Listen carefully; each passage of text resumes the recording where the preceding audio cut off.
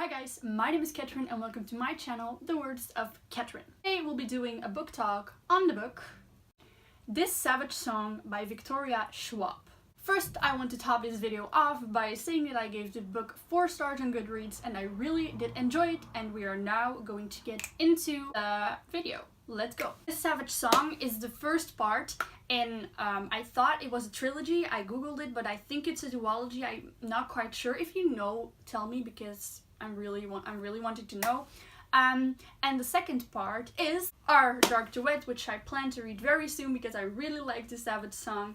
And this is the second part in the series, like This Savage Song and our Dark Duet. This Savage Song follows the story of the two main characters, Kate Harker and August Flynn, and they are each the children of the ruling parties in a city at war.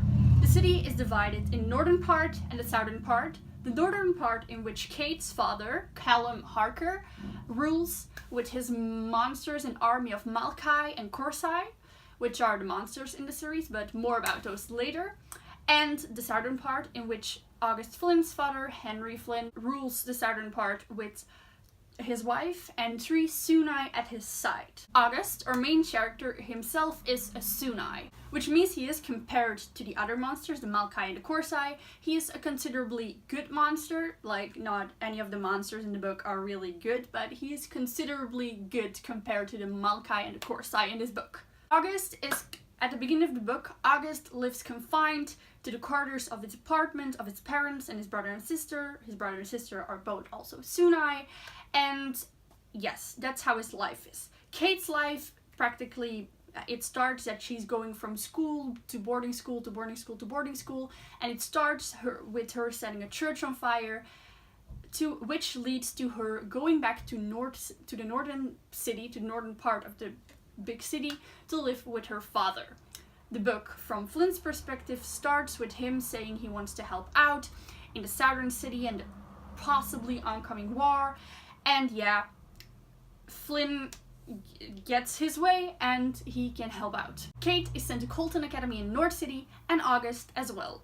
August, it wasn't exactly his idea of helping out by going to a school, but August has to go to the school to kind of spy on Kate Harker. And this is where the story starts. Kate and August meet. The story sets off with 2 great characters and the adventure begins. What I really liked about this book is that it's such an original story. Like, going into this book, I expected something completely different. Like, I saw a violin on the cover and I immediately thought, whoa, is this going to be like an old type of story with music involved? And I was like expecting something really classic. I don't know why. A violin really brings that to mind with me. I'm perhaps a little bit stereotypical, but it's kind of a dystopian story. It goes about North America, how it's like divided in colonies and something, and it's ruled by these 2 parts who are nearly at war again. And there are a lot of monsters there. So yeah, I thought, looking at the cover and hearing the title, that was going to be a really, really classic story, but it was kind of a dystopian modern story with a lot of modern elements and very original. Victoria Schwab really managed to make an original story, which I really, really, really liked. On the cover, you see like a violin over here, and you probably think, what has the violin to do with the story as well as the title? Let me first explain you about the monsters. On the back cover and also in the book itself, we can see a song, and it goes as follows. Corsai, Corsai, tooth and claw, shadow and bone will eat you raw. Malkai, Malkai, sharp and sly, smile and bite and drink you dry. Sunai, Sunai, eyes like coal, sing you a song and steal your soul. Monsters, monsters, big and small, they're gonna come and eat you all. The sentence, Sunai, Sunai, eyes like coal, sing you a song and steal your soul, kind of explains the cover. You see a violin, and as we heard, the Sunai are monsters who steal people's soul with music. August Flynn, one of our main characters, is a Sunai and he plays the violin. Thus, the cover explained with the violin and this savage song, because the way the souls are being stolen by the Sunai are kind of savage, because you steal a soul by using music, by a specific song. It's kind of savage. So that's what I think of the cover and why it's explained like that. I thought the characters in this book were such intriguing characters. Like, I've read a lot of books, of course, where character development isn't really visible, but we really had a starting point, two characters who were really set in their ways and really knew what they wanted and wanted to do it this way and that way.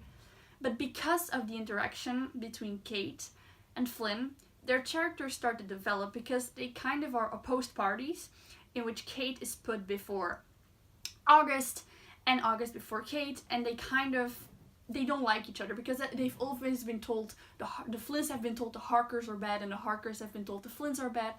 But when Kate and August interact, it suddenly shifts. It suddenly starts to shift because Flynn helps, August helps Kate out, and Kate helps August out, and suddenly you see this friendship forming. It's not really a friendship, but at the same time it is. And you see this kind of friendship forming between the two, and before you know it, they cannot be enemies. There is not, in their mind, they are still thinking while they're out with each other, escaping all kinds of things. You really think that in their mind they're still thinking, I cannot trust this person, but as the story goes on, they start to develop as a character and they start getting stronger, and their ways of thinking change, and the ways of thinking about each other change, which made them stronger. And at the end of the book, we've got completely different characters thinking completely different about themselves, about their surroundings, and I really loved this character development for real. As for the monsters, as we just read on the back, you've got 3 types of monsters. We've got the Korsai, we've got the Malkai, and we got the Sunai. Like I explained before, Sunai steal souls to live, like they play music, and soul of people who have sinned come to the surface, and when they touch the people, they kind of, the soul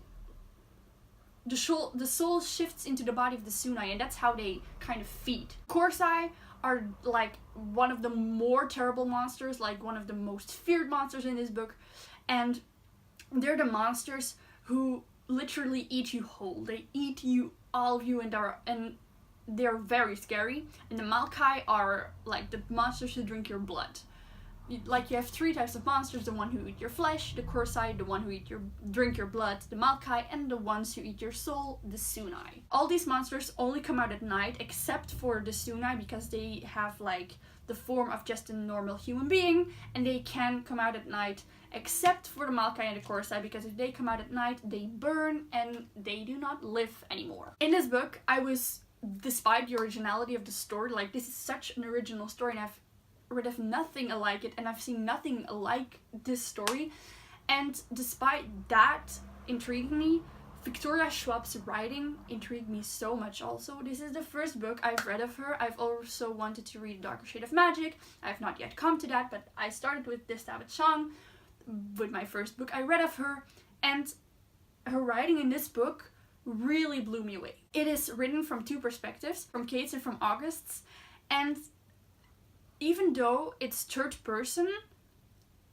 it's so in-depth. Like sometimes you've got third person that you feel like you're standing at the side of a room and you're just watching the characters move about. This is different. This is third person, but it's so in-depth that you almost feel more engaged than with those others I mentioned. It's like you're first person, but you are reading third person, but you're really living through the book. It's hard to explain, but it's like that, and I really, really, really love Victoria Schwab's writing. She also has such a nice way of describing things and forming things. Her world building in this book is also awesome, and you see it, every one thing leads to another, and everything has its purpose, everything mentioned has its purpose, and I really, really liked this book, like for real, I really did. The ending of this book really got me into a plot twist, but I will not mention that because that was very, very shocking. This book is all about death, betrayal, trust. It's like betrayal and trust are both involved, but you won't see it coming from any side where the betrayal and the trust comes from. It's such a massive, mind-blowing concept, this book, that I really, really, really liked it. That was my book talk on This Savage Song by Victoria Schwab. I hope you liked it. If you liked this video, go give it a like, go give it a subscribe, and if you want to talk about books, make sure to comment, and I also have like the yada yada yada from Goodreads, Twitter and stuff in the description down below, so you can always message me and recommend me some books, talk about books and whatnot. and I hope to see you in my next video. So goodbye and so long, farewell, auf Wiedersehen, adieu. Bye guys!